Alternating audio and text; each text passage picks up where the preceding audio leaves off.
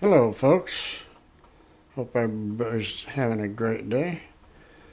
Um, Looks like Christians have had a pretty good week, and I'm sure God is smiling about the release of the hostages in Israel.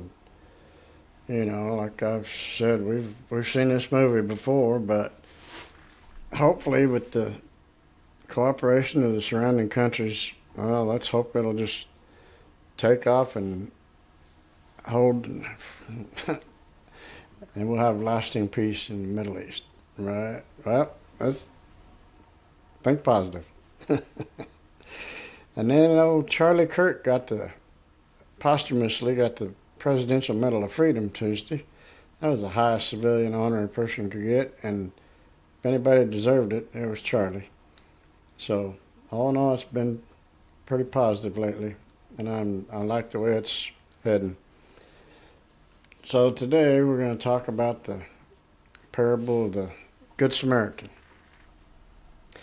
Jesus had sent out 70 disciples to go teach in the surrounding lands and save as many people as they could.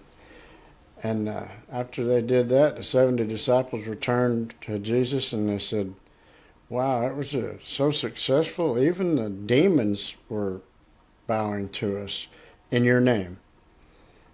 And Jesus was praising their work they had done, and they were going back and forth. And pretty soon, this lawyer that had been listening in on the conversation, he piped up and said, "What can I do to get eternal life, Lord?"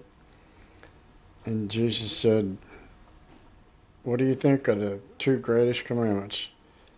And the guy said, "Well, love God with all your heart and soul, love your neighbor as you do yourself." Jesus said, "Well spoken, son. Now who's your neighbor?" And the guy looked perplexed.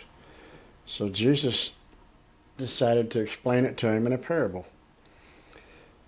So there was a man walking from Jerusalem to Jericho, and along the way he got attacked by some thieves.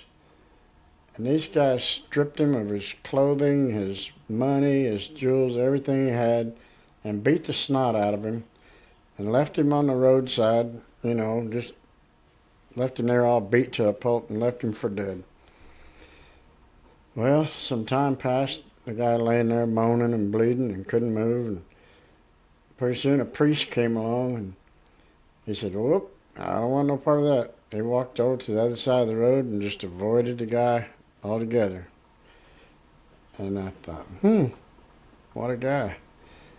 And then not too long after that, a Levite came by. They're supposed to be holy people.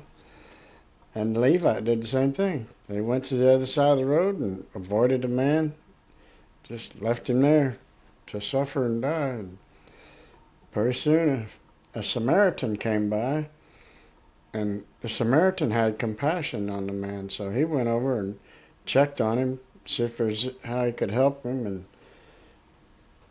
he saw that he'd gotten beaten up pretty bad, so he started dressing his wounds and, helping him much as he could on the roadside. And then he loaded him up on his donkey and took him to the local inn and got a room there and took him up to the room, and I guess he poured wine and oil on his wounds and bandaged him all up and got him stabilized, and then so this Samaritan had to go on about his way, so he threw some money on the counter and he told the innkeeper, "If you'll just please take care of this guy and keep him on the mend, I'll come by here again and I'll make good with it, and I'll pay you what I owe you, and everything will be fine with this guy." So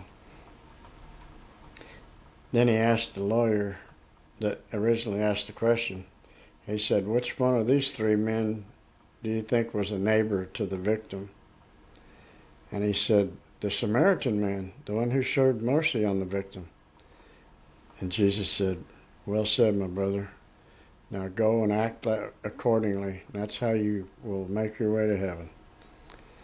So hopefully we can all do, America's always been that way. We've always kind of helped one another, you know, for the most part. I mean, sometimes you don't know whether to stop, you know, because it might be like that guy and get beat up, and you know. And then I don't remember, years ago, some guy stopped and helped some people in a wreck, and I think the person that was in the wreck ended up dying or something.